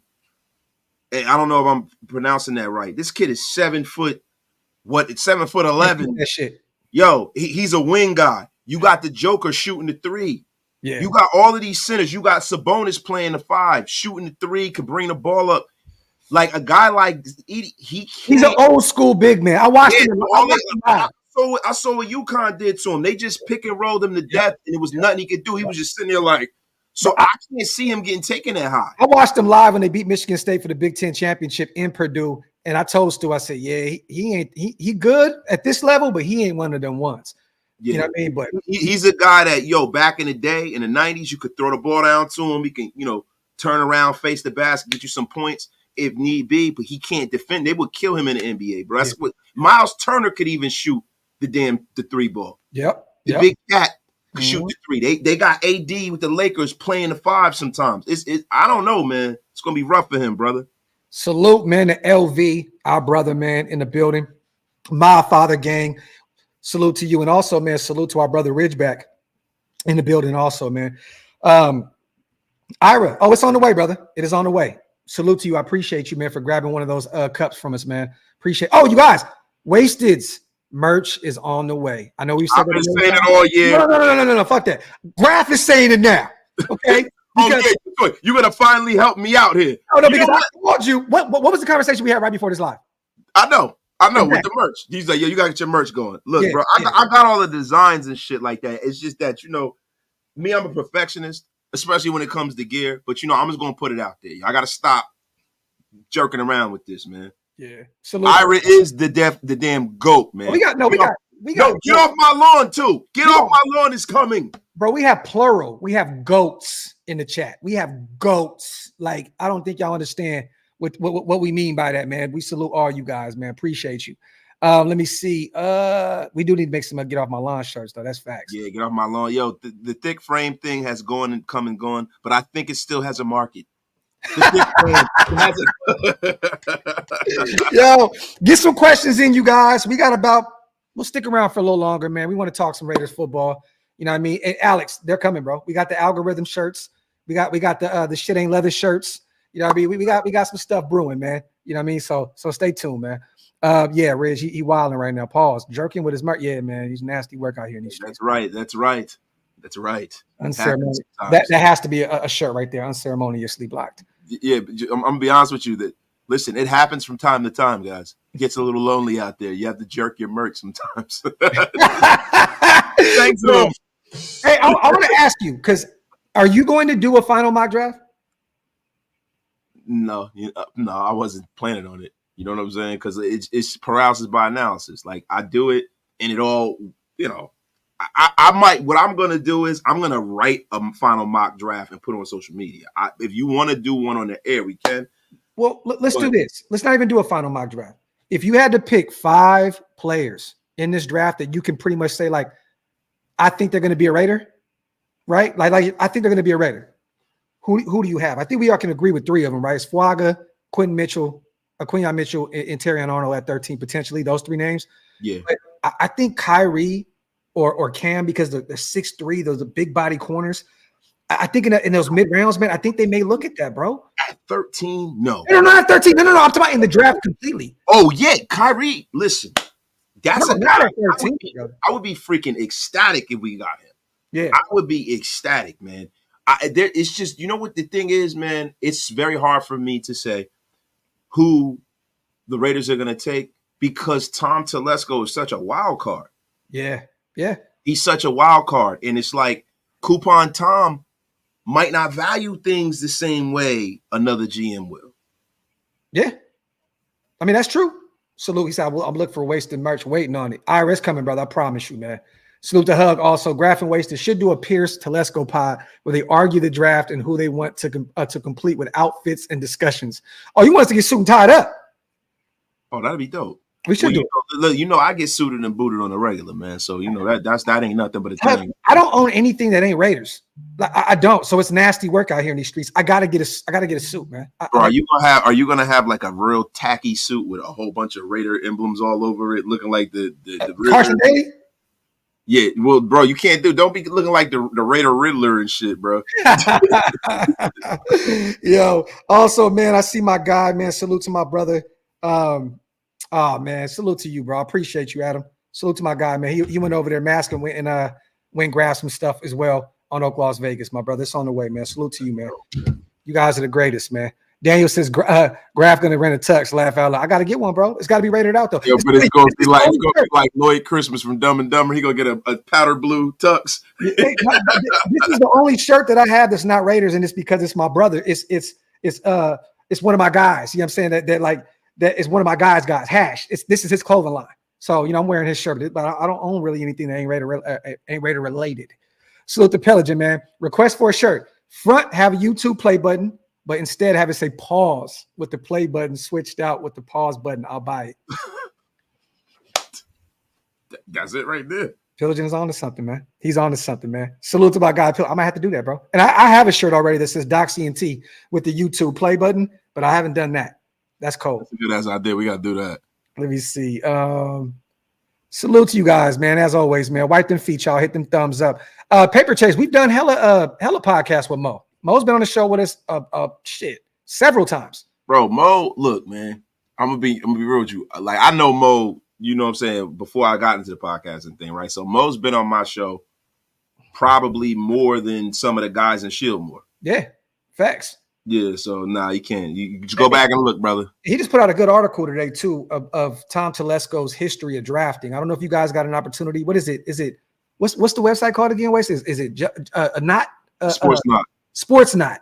Go check it out. Kind of, he broke down the history of how Tom Telesco drafts in terms of wide receivers, mid-round wide receivers, the way he goes about drafting linebackers and offensive line. It's actually a really. Who else did that? Gravin Wasted did that twice. Yeah, right here on YouTube. Go back and watch it. Definitely, but it's always great to see somebody else's opinion and their takes on the same, because there's always so much that we can all talk about. We all talk about the same shit. But you're right. No, we definitely did a deep dive into what we broke down. Like, I think his draft damn near to like the 2018, 2017 or some shit. Yeah, I did it. You did it. We did it together. You know what I'm saying? Oh, yeah. Pause. Hey, yo. All right, y'all. You know, we had a blessed one. Salute. Oh my gosh, it's terrible. Oh man, dog. And you know what's nasty about what you just said? We literally just said moving forward it's just us. Hey man, let me tell you something. You guys aren't leaving me behind, man. Let me fucking tell you something, man. You guys Algirth rhythm. Let me tell you something, man. You guys think you're gonna just be alone and I'm not gonna pop out somewhere. You're sadly mistaken, man. Graphic, gotta ask you something, man. We wasted up here talking about, jerking his merch and all this stuff, man. It's nasty work out here in these streets, man. I just gotta ask you a quick question, man. Do you feel comfortable sharing a room with this fucking guy? And I'm gonna be real with you. I just opened up another window grill and I'm actually canceling my flight to Detroit. Well, if I were you, I'd bring some mace. Tell you that right now, man. Yo, Jenny, look at it. He took the whole screen up. Yo, with your face on this shit, bro. Yo, look at that. That's unbelievable, yo. That's like pause ecstasy, man. Bro, that is crazy, bro. Unceremoniously blizzard. Y'all, get some more questions in before we get out of here. We're coming up on an hour and a half. We don't want to stay on all night and just talk. You know what I mean? We want to have something to talk about. Get some questions in, you guys, and let's definitely break bread on these Raiders, man. Salute to Big Mike, our brother, man, in the building. Man. Big Mike. Salute to our dog. He said, popped out like a zipper open. Oh, stupid. Oh, no. Oh, I think it's the Frank and the beans. The beans over the Franks. Yo, while we wait for some questions to pop in, you guys, once again, OakLosVegas.com. Go get some merch. Tomorrow, live on Mitch's channel, you guys. Go over there and pop in. We're going to have some fun over there, have some drinks, shoot the shit, have a good time with the nation. Also, PlanetRaiders.com. Big Mike has been dropping article after article after article on his top 30 for 30, dropping a bunch of prospects from this draft. Go to PlanetRaiders.com. Check out the articles. And if you want to also go to his YouTube channel, Big Mike Raider. He puts out visuals also with the articles. So make sure you go check with our brother, Big Mike. You already know what it is, man. We're so proud of you, Big Mike. I don't think you understand how happy we are for you in your personal life, in your career. You and Andy, man, you guys definitely, we're so happy for you guys, man. Salute. Yeah, Big Mike said he's gonna chop me in the chest and give me the Samoan spike next time he sees me. So I can see it. You definitely deserve it right now too. Salute to Lucky. Thoughts on the Raiders acquiring another first round pick? I think it'd be great. Just what does it cost at that point, though? What does it cost to get another first? Because, Lucky, I'm thinking, right, if you go get another first, all you're doing is trading up to get another first and package those two to move up. That's what I'm assuming you're doing. Or you're going to use one of them for Michael Penix Jr. But it just depends on what the cost, what the price tag is with that. It's going to probably cost you an arm and a leg for that. Mask, I love Johnny Wilson out of Florida State, 6'7" wide receiver. Big body guy. I would not be upset about going to get him in and bringing him in as one of our receivers in those mid rounds. Yeah. He's available. I'm cool because once again, Tom Telesco has a history of drafting wide receivers in the middle rounds. Big wide receivers too. Yeah, and you know what? That guy is a projection problem. Yeah, that's one of those guys that you might look back on and be like, man, how did they miss on him? A Darren Waller without the problems. That's a Darren Waller without the issues. Hey, did you hear? I want to talk about this real quick too. And salute also, man, to Rick going to OakLosVegas. My dog, man. I appreciate you, brother. Did you see Robert Griffin drop that piece on his podcast about Darren Waller? No. Damn, man. I don't want to go back into like former Raider guys. It just sucks how good this guy could have been. So he was throwing the football. The Raiders were playing the Baltimore Ravens, right? It was before the game. He was on the practice squad. Robert Griffin's out there, backup quarterback for the Baltimore Ravens. He's throwing to Darren Waller, right? Darren says, throw it up higher. He throws it up higher. He says, Darren jumped damn near into the middle of the sky. He said, no. Throw it higher than that, okay? He went up higher than that. The next week, he was on the active roster with us. The next week. Yeah, John Gruden was over there, and he got an immediate man crush. Yeah.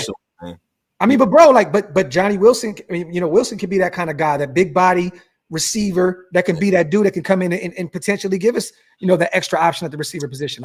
Man, but I don't mean you derail the show, man. I just want to talk to you about the first time I saw Darren Waller, man. Let me tell you something, man. Exactly what you're saying is what happened, man. He said, go higher and higher. You know how high he jumped, man? He almost knocked down a goddamn blimp out of the sky. The guy was I'm going to tell you something, man. What Antonio Brown was in. That's right, man. That's right. He knocked down that air balloon, man, with the frozen feet. But I'm going to be honest with you, man. I got a slight chub when I saw that, man. Yo. The flag was at half staff, man. He said the flag was at half staff. Salute to Antonio. Hey, pause too, man. See you later, man. Sorry. If you draft Penix, will we have to consider moving Colton to the right to protect his blind side? No. You get your right tackle in this year's draft if you do so, Antonio. You keep Colton on the left side. He hasn't played right tackle in a long, long time. Keep him on the left side. Salute to Antonio. I love this question right here. It has to be Peyton Wilson, right? Because defensive tackle is not really a necessity now with us bringing all of our guys back and going to get Christian Wilkins. I think it's easy to go get Peyton Wilson. Linebacker is more of a need position. And then he walks into that linebacker room and possibly is the best linebacker that we've had in fucking 10 years. Forever. Yeah, man. And then you can look at saying we can let Divine Diablo walk in free agency or Spillane if you have your guy and you just sign one of them, which I think they're going to let Divine walk anyway. I'll be real with you. I'd be great to see Peyton Wilson be that guy to pair with Spillane. That'd be a nasty duo, bro. Yeah. Salute to Niles. We appreciate you, sis, for being here with us. Yeah, happy birthday too, Yvette Niles. Happy birthday. Also, they said it's a Raiderette passed on. I don't see who they were talking about. Whoever that was, you know what I mean. We love everybody in the nation, man. Rock on. And also Rick, Brave Raider, our guy, is going to the hospital. He's gonna have surgery. Oh, Godspeed. Yo, Rick. We love you, bro. You know what I'm saying? Yeah. And, hopefully you come out stronger and better, man. Yeah. And, when we see you at the next event, I can give you a chop. Beam! Across the chest like Gunther. Hey, and Rick, the first drinks are on us, man. When we see you in Vegas the next time. I know you do your bowling league stuff and all that. If you're out there in the area while we're out there, come hang out with us, man. Drinks on us. Salute to Iron Puncher. You can never have too many defensive linemen. You are right. But once you pay $100 million for one and you bring back the likes of a John Jenkins and the likes of an Adam Butler, this just not necessarily a need. If Peyton Wilson is available there, Punchy, I agree with you. But barring health, if he can stay healthy, that can be one of the next great linebackers in the NFL. It's a major if because he's dealt with some injuries out there in North Carolina State. He's dealt with some things. But if he can stay healthy, man, sideline to sideline guy, can play the run, good in coverage. He is an all-around linebacker. Animal. He's an aminal. Yeah, man. Not an animal, but an aminal. Aminal. Yo, Matt, I would take Fuaga. I like Latham too, but I like Fuaga. He just has a nasty streak to him. I just think that he would be the guy to anchor that right side for the next 10 years. Real talk. And Fuaga is very, very I just like how strong. Yeah, bro. Dominant, bro. Fuaga is my guy, man. And mind you, there's some flaws in this game, but guess what? That's why you have a guy like James Craig there, a veteran that can coach him up. There is some definite flaws in Fuaga's game. The strength is there. You know what I mean? Like if Craig can unlock that full potential, you got a potential all-pro at right tackle. And yo, you know what's funny? People talk about linebackers. Edrin Cooper is my favorite. Yes, my favorite player in this draft. Yeah, he's a dog out of A&M. Yes. I would love for us to pick him up. If we pick him up, man, to me, he can be a Pro Bowl or Pro level player. I see that level of talent in that guy. Austin, that's another name to keep an eye on if we don't take a right tackle in the first round. Say we take Michael Penix Jr. or Terrion Arnold or Quinyon Mitchell. I think that Mims is going to fall to the second round. The right tackle out of Georgia. He's another mammoth of a man, and he could be a nice right tackle at the next level too. If he's available, I would keep an eye on Mims, keep an eye on Blake Fisher out of Notre Dame. Those guys, if you miss out on those right tackles in the first round. But I think Mims will definitely potentially drop to the second round. Hey, Hug, my bad, brother. Did I miss something? My bad, King. Let me see. Did I miss a few supers? My apologies. I never want to disrespect one of the GOATs, man. Salute to my guy. Random question. Can you pinpoint the moment you became a Raider fan or the play that solidified your membership to the nation and go? I've told this story before, Hug, but you weren't here. And look, that story time with Graf and Wasted real quick, if it's okay, you guys. Gather around the fire. So my first thing, right, with the Raiders, I remember 3 years old, 3.5, 4, somewhere around there. And my dad pulled up in a Monte Carlo. It was a white Monte Carlo. And he had a Raiders logo on the gas tank. And I walked out and I looked at it and I said, that's me. That's me. And my cousin like that look like you. I was like, that's me. Since that time, I've been a Raider. And he was a diehard Raider too. You know, he had the Raiders dice in the mirror and all that shit. There's few times I got a chance to really fuck with my dad in the past was Raider related. You know what I'm saying? So I seen that Raider logo on that gas tank and it was a wrap. From there on, it was like that's who I am. And that's what it was. So that was my story of how I became a Raider. Just seeing the shield, I fell in love with the shield. And even before even knowing the game like that, I just seen the shield and it was just love at first sight. Yeah, I mean, for me, man, it's so long ago, man. I'm so old, man. They had the leather helmets and shit. Man, fuck you, man. He was like, I seen Bart Starr out there, man. You know what I mean? And I lotioning up his leather helmet. I don't really remember. That's just like I think it was the Super Bowl too in 83 because that's the first Super Bowl I vividly remember watching. Yeah. And my dad was rooting for them. And I just used to follow suit behind my pops. You know what I'm saying? So it wasn't really a choice for me. You know what I mean? My dad has never gave me anything in my life but the Raiders. And to this day, I can thank him for that because it was enough. And I've told this story before, you guys. I was born the week we beat the Redskins in the 83-84 Super Bowl, and he wasn't even at the hospital. He was at a Raiders party, and I love him for that. So, you know what I mean? So I came into a Raider family. Like I was born into a Raider family, just like Wasted was. Same thing. You know what I mean? OG dads, you know what I mean? Coming up in those grimy days, you know what I mean? Where the Raiders were known to just be the nasty motherfuckers. Like, and coming from Newark and coming from South Sacramento, like we come from those areas where it was like, it just fit where we lived and what we are accustomed to being around. You know what I mean? So Wasted was at Super Bowl I. Man, fuck y'all, man. Damn. Wasted is an AFL GOAT. Man, damn. I'm an AFL GOAT now. Damn, yo. Not the AFL, bro. AFL GOAT, man. Salute to Devin. I was born in that Coliseum. It feels like I was too, bro. I swear I grew up in that stadium. Nothing like being in that stadium, smelling the Newports and the weed and the nasty cheap beer. It was nothing like it, man. Nothing like it, man. Let me see. Salute to everybody here in the building. A little story time with Wasted and Graf. Let me see. Trivia question. What was the names of the Raiders at first, and how long before the names changed? Well, the Seniors. Oh yeah, the Oakland Seniors, and that we had the gold and black, the gold and black. Loved it, man. Loved it. The Oakland Seniors. I love that name, but it's nothing like the Raiders, though. Yeah, man. The Seniors, that would have sucked, man. Off topic question. What are your takes on J. Cole walking back his disc? It is nasty, nasty work out here, man. Because let me tell you something. Kendrick Lamar is not threatening. J. Cole is not threatening. Drake is not threatening. It is rap music. That shit was born out of competition. Right. And when you make a diss record like that, where it wasn't even nothing crazy even said, and you backtrack from that, that's nasty work. Now, do I respect J. Cole? I definitely do, because he's on a different path, a different journey than us with his spiritual. I'm not going to beat him up for it. But in terms of rap, that was nasty, nasty work. And I'm telling you now, I think Drake's going to drop a haymaker tonight. And I think Kendrick's going to follow that up with another banger immediately. Bro, look, this is the thing, man. Hip hop is about competition. Somewhere along the line, they got lost, right? But hip hop, that's what it's about. Yeah. So if it's about MCing, it's about MCing. Now, see, this is the thing with J. Cole. J. Cole should have stayed the fuck out of it, because it's not for him.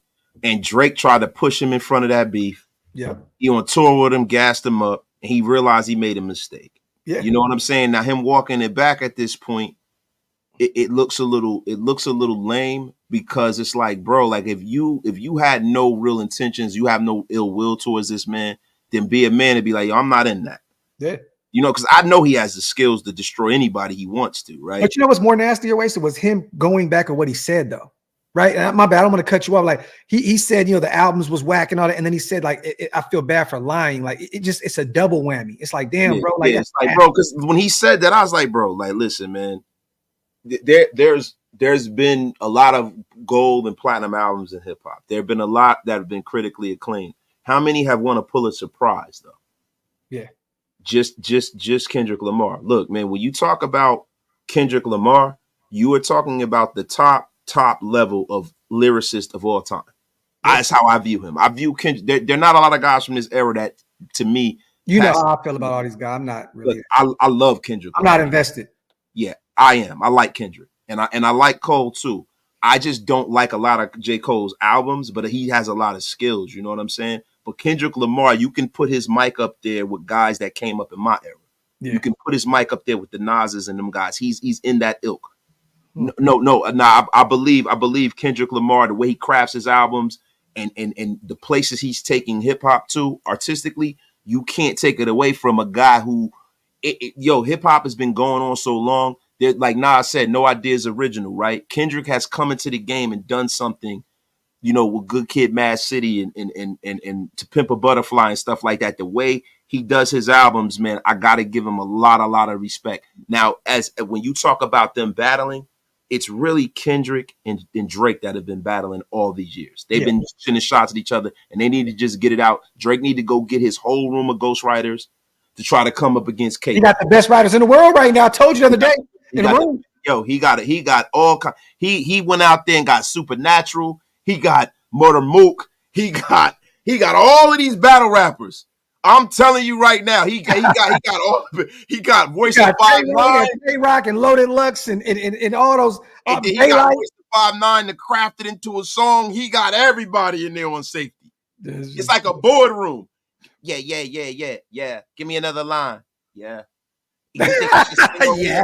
Get the yeah. Break. Yo, Big Mike he chose violence today. He said favorite OJ Simpson moment. Go. Favorite OJ Simpson moment. I don't know. I'm not trying to cut up on this live like that. Cut up? Golly, bro. I see what you did. You a nasty. Big zoom. Ding. I mean, look. I'm too young to even watch OJ Simpson. We were just talking about that year we ran for over 2,000 yards. That was crazy behind that crazy O-line that he had in Buffalo. The electric company. Yeah, we weren't alive for OJ Simpson, bro. But the Bronco. Bro, we weren't alive for OJ. OJ was already out of the league by the time I might have been alive when he was like on the 49ers. I was, but I was a baby. I don't, I was a little kid. I don't remember that shit. But bro, what I remember is growing up watching NFL films and loving the way OJ Simpson ran the ball. He made me a fan of football from watching them old films and stuff like that. He's one of the guys who made me a fan, watching films on him, watching films on Gale Sayers and guys like that. That was what NFL films was about. Yeah. You know what I mean? And him rushing for 2,000 yards was like 12 or 14 games. You can't put the other guys that rush for 2,000 yards up against the Juice. Yeah, that's crazy. It's crazy. Yeah, Naked Gun was hilarious though. I do like watching OJ. Those Naked Gun movies. Salute to Pillage and Just for Fun on becoming a member also. Appreciate you, brother. If you guys want to become a member, hit the links. They're pinned up top on both of our channels. We appreciate you guys as always, man. Get a couple questions in before we get out of here. I got to go get my sons here in a second, man. Actually, I got to leave here in like 2 minutes. Bro, we'll wrap it up. Real quick on the way out, man. Ira is just a goat. He just on some shout out to Ira, man. He on some insane shit today, man. Salute to Ira, man. Salute to all the new members in the building because of Ira. I appreciate you, Ira. Make sure you pull up on that show tomorrow with Mitch. Come have some fun with us, man. You guys. Oh, damn! I can't say nothing. We got somebody coming on the show here soon. Let's just say that we got somebody coming on, and you're gonna love it. And real quick, DL Tibbs. Listen, let me tell you something. I know Graph Rap. That don't make his opinion more valid than mine, right? We both have our own way. I've been down with. You're right. You know what I'm saying? Right.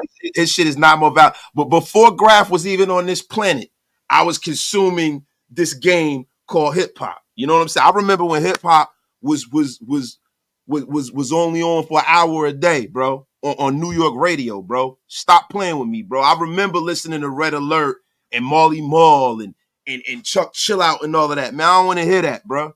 I remember when I could go on, Apple Music. Yeah, man, but it's and bring up my albums. He's all right. Bring up my albums and shit like that. Yeah, but that don't mean anything, bro. Like, motherfucking. So that means that like Little B can come on here and say, "Oh, I got out." Who cares, man? F out. But I got to tell y'all this, real talk. This is another reason why I love my brother Wasted, because hip hop. Like, we talk hip hop a lot. We talk hip hop on the phone more than we talk about Raiders shit, because we leave that for here, but we talk hip hop all day long. That's why we got to bring back the Built Different podcast. Oh my God, man. Yeah, that is what we are needing right now, yo. Facts. Salute to DeMarcus on the way out, and appreciate you for grabbing some stuff at OakLosVegas. Jamie Foxx reenactment of OJ Glove-ish was goated. Facts, DeMarcus. Salute to my guy. One more time, you guys. Sanjit show will be soon. East Coast Gridiron. My brother's still in the chat. This Sunday, we have a former Raider coming on the show here soon. He just tapped in with Wasted yesterday. We will have him on shortly. You guys are going to love this one. It's going to be real fun. We're not going to put the name out there yet, because every time I do that, man, some of these players just go ghost and disappear. Right. Like Jermaine Illuminor going to the Giants and then unfollowing me on Twitter. You know what I mean? But it is what it is. You know what I mean? But we're going to have some fun these next few weeks. We got Jermaine Illuminor looks like Bubba from DuckTales. Oh, woo! Facts. Salute to my guys, man. Appreciate y'all. You got something way out? No, just he looks like Bubba the Cave Duck from DuckTales. That's it. Yo, wipe them feet on the way out, you guys. Hit them thumbs up. If you're not subscribed yet, man, make sure you hit that subscribe button on both channels. We appreciate you guys as always. If anything drops, anything breaks, you guys know we'll be one of the first people out there to talk about it and discuss it, man. Salute to y'all. Love you guys. Appreciate you guys. Have a blessed day. Life is short, you guys. Live in the moment sometimes, man. Real talk. Love y'all. Out. One.